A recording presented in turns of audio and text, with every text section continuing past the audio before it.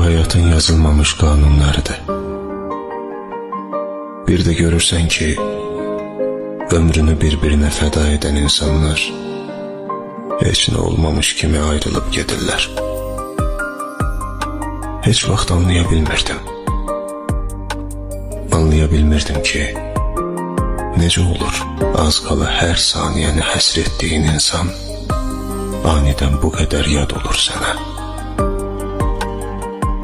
İndi anlayıram ki bəzən səbəbsizcə olurmuş üz-üzə gələrkən yolunu dəyişmək, görməzdən gəlmək.